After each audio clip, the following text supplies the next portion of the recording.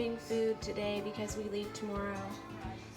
That looks disgusting, but it is onion soup mix, 2 eggs, salt and pepper, and I'm gonna throw in some ground beef and make hamburgers. I also have some bacon, half cooked. Just makes it so much easier when you're out with littler kids to prep as much as possible beforehand.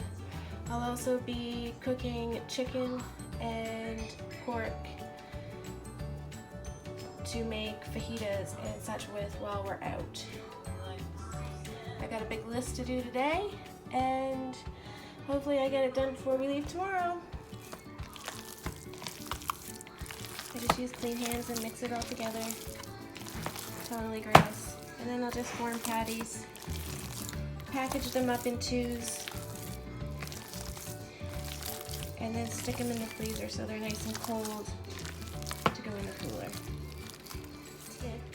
Muffin liners are the perfect size for separating the burgers and cheaper than the alternative.